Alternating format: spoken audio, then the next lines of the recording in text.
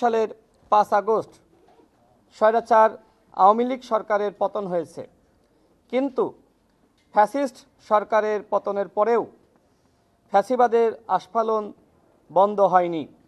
গত 1 মাস ধরে ফ্যাসিস্ট আওয়ামী লীগ ও তাদের দোসররা নির্বাচন বানচালের গভীর ষড়যন্ত্রে লিপ্ত হয়েছে। সারা দেশের বিভিন্ন স্থাপনায় অগ্নিসংযোগ, বাছে আগুন, পুড়িয়ে মানুষ হত্যা করা, ককটেল বিস্ফোরণ ইত্যাদি অপরাধমূলক কর্মকাণ্ড শুরু করেছে আওয়ামী সন্ত্রাসীরা। গুপ্ত হত্যা, প্রার্থীদের গণসংযোগে বোমা বিস্ফোরণ সহ নানান অঘটন ঘটানোরও পায়তারা করছে ফ্যাসিস্ট আওয়ামী শক্তি ও তার দোসররা। নির্বাচন যত ঘনিয়ে আসবে, নির্বাচন বানচালের চক্রান্ত তত বাড়বে। এরই অংশ হিসেবে আধিপত্যবাদী শক্তি ও শেখ হাসিনার নির্দেশনায় 2024 সালের ডামি স্বতন্ত্র এমপি কিংবা আওয়ামী লীগের পদপদবিতে থাকা নেতা, দোসর, অর্থ যোগানদাতা এবং 24-এর ডামি নির্বাচনে সরাসরি সম্পৃক্ত ব্যক্তিরা নির্বাচনে অংশগ্রহণ করার চেষ্টা করছে।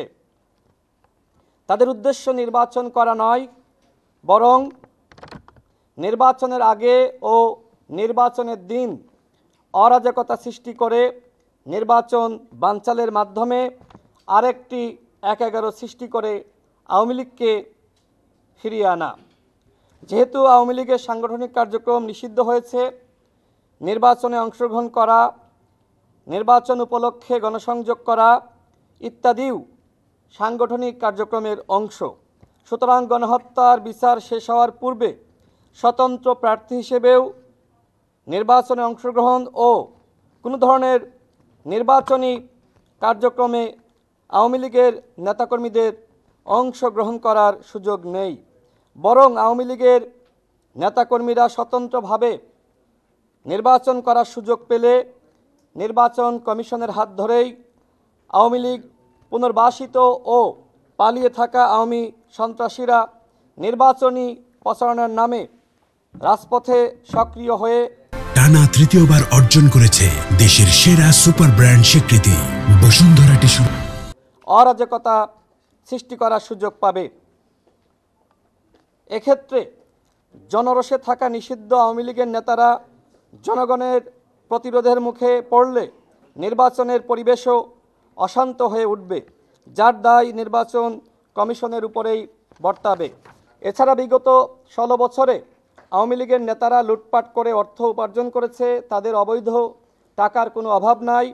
সুতরাং পদপদবিতে থাকা আওয়ামী লীগের নেতারা স্বতন্ত্রভাবেও নির্বাচনে অংশগ্রহণ করার সুযোগ পেলে অর্থের সরাসরি ও পেশিশক্তির মাধ্যমে নির্বাচন বানচালে ষড়যন্ত্রে লিপ্ত হতে পারে।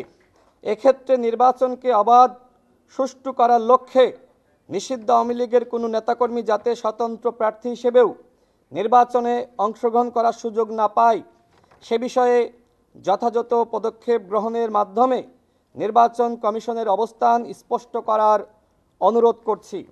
পরিশেষে আওয়ামী লীগের দোসর জাতীয় পার্টি 14 দল সহ যারা 2024 সালের ডামি নির্বাচনে অংশ নিয়ে শেখ হাসিনার অধীনে অনুষ্ঠিত নির্বাচনের বৈধতা দিয়ে দেশকে ধ্বংসের দিকে ঠেলে দিয়েছে, তাদেরকে নির্বাচন কমিশন কর্তৃক কোনো সংলাপে না ডাকার অনুরোধ করছি।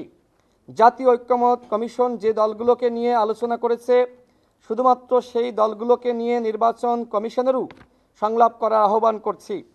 অন্যথায় ফ্যাসিবাদের দোসররা নির্বাচন কমিশনের সাথে সংলাপ করার সুযোগ পেলে সেটি হবে ছাত্র জনতার রক্তের সাথে প্রতারণার শামিল। এমনকি নির্বাচন কমিশন কর্তৃক এমন কোনো পদক্ষেপ গ্রহণ করা হলে জনগণ বিক্ষুব্ধ হয়ে আন্দোলন শুরু করতে পারে, সেটি নির্বাচনের পরিবেশকে বিঘ্নিত করবে। এমতো অবস্থায় গণঅভ্যুত্থান পরবর্তী সময়ে গঠিত নির্বাচন কমিশনের কাছ থেকে আমরা উপরোক্ত বিষয় দুটিতে কঠোর পদক্ষেপ গ্রহণের প্রত্যাশা করছি। আমরা বর্তমান নির্বাচন কমিশনের উপর আস্থা রাখতে চাই যে কমিশন জাতিকে ফ্যাসিবাদ মুক্ত, অবাধ ও সুষ্ঠু নির্বাচন উপহার দিয়ে নতুন অধ্যায়ের সূচনা করবে। আমরা আমাদের এই অভিযোগের অনুলিপি সকল নির্বাচন কমিশনারবৃন্দ এবং নির্বাচন কমিশনের সিনিয়র সচিব তার কাছে আমরা দিয়েছি।